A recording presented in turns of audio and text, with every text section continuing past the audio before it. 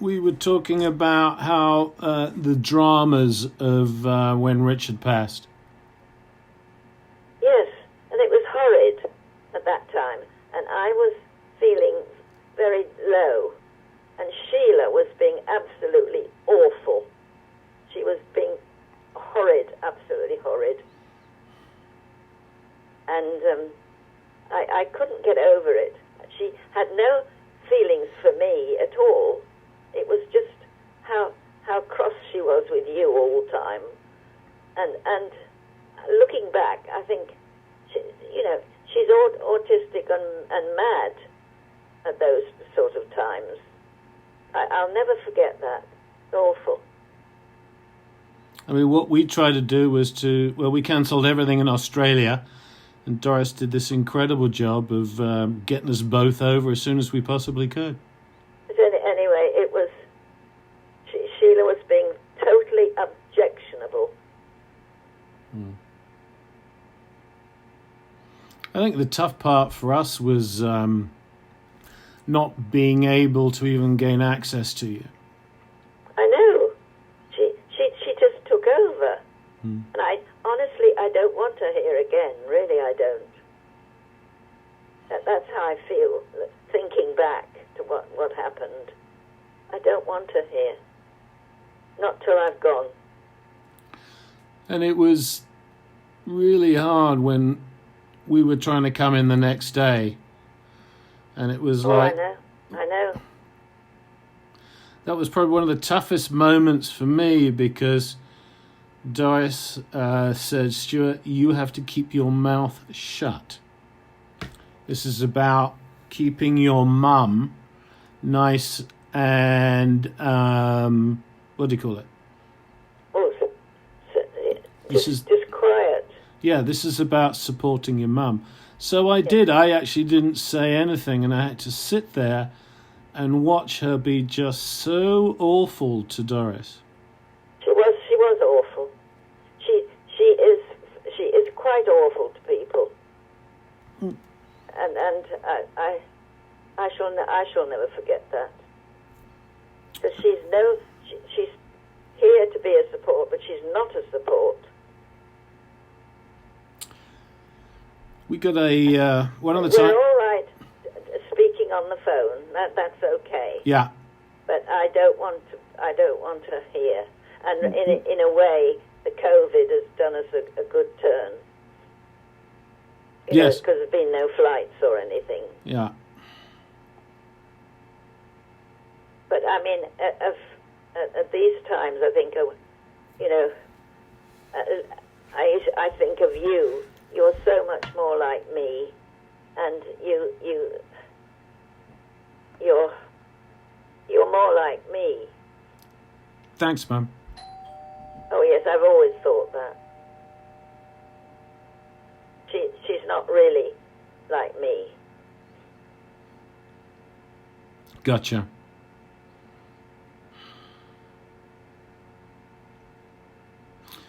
I'm sorry you have to go through that. Well, that's all right. We speak on the phone. I mean, you can be civil and whatnot, but... And you were saying she calls every day? Yes. But that's a sort of it's an autistic thing. Because usually she calls and she's got nothing to tell me.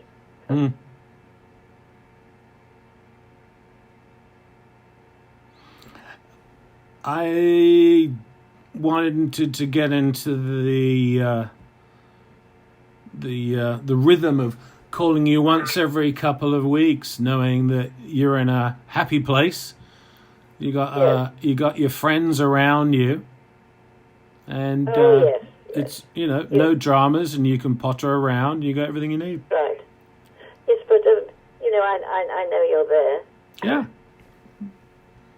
And it's sort of. I don't count the number of calls or anything like that. I know you're Stuart. You're my lovely son, and I love you very much. And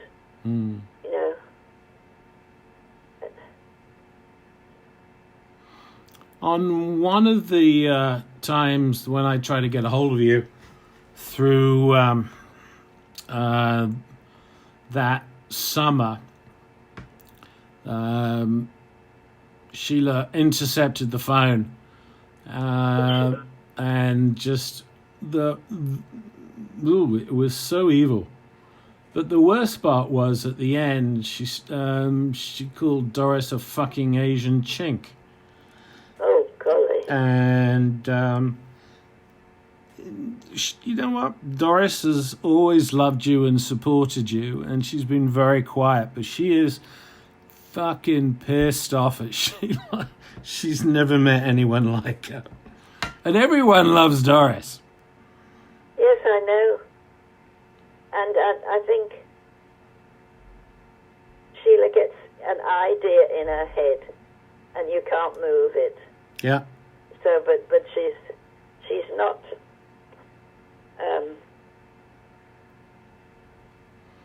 She's short of a few marbles, I think. Yeah. I think that she's not lived a happy life.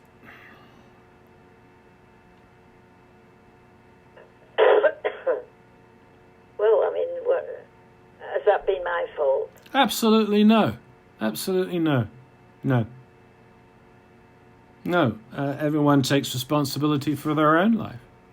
Yes, well, I still don't know why she does say, "Oh, I've had such a hard life," and I don't know why.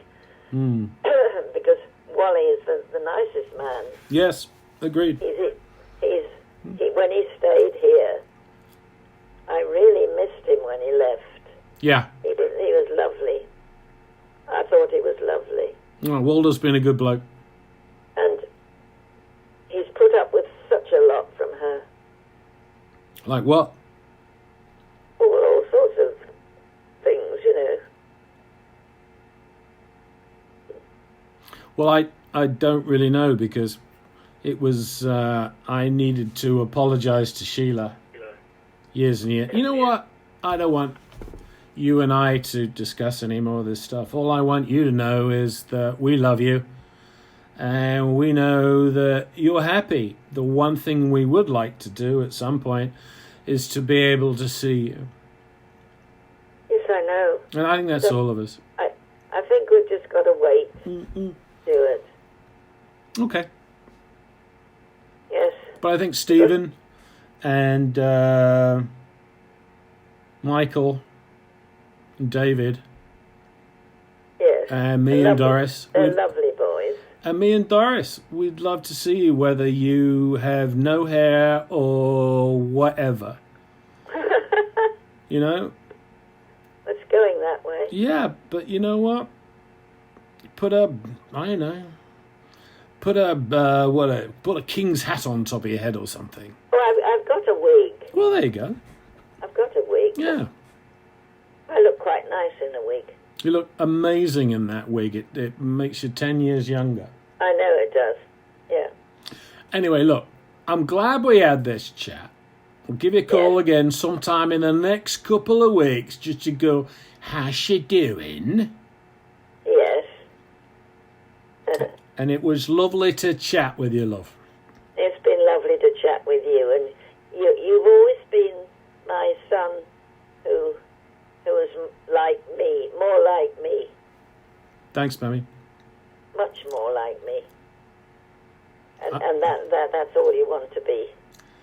And it's important for you to know that you were always my wonderful, loving mum. You had gone through a lot of shit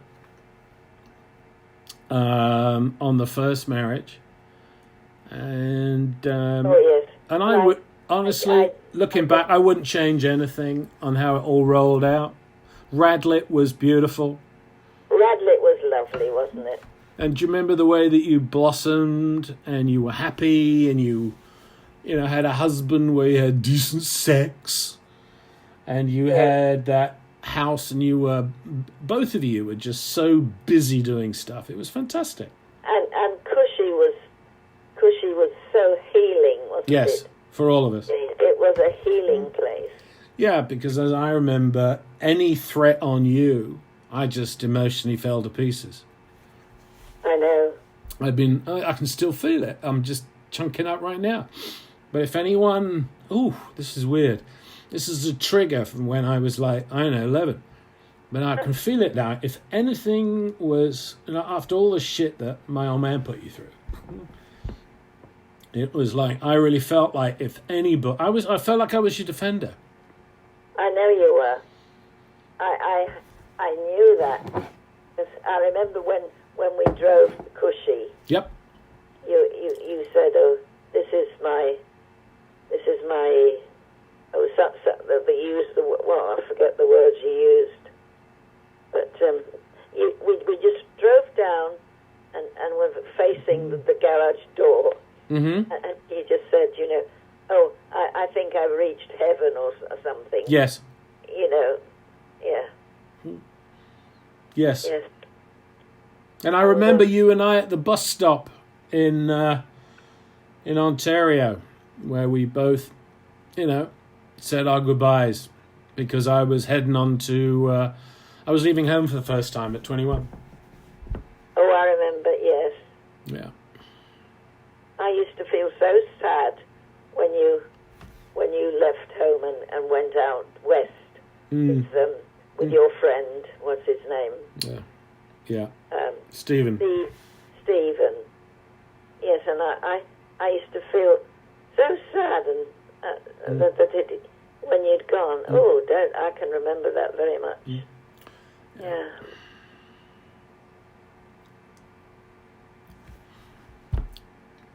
All right, Mumsy. So what are you going to watch on TV tonight, love? There's a great new show out in England called The Nevers, which is kind of fun. What's it? No, you wouldn't like it. I'm just trying to... just trying to think of some English shows that you'd like. No, I don't like anything violent. Yeah. Have you watched the little girl Greta Thunberg? Greta Thunberg? No. Well, she's been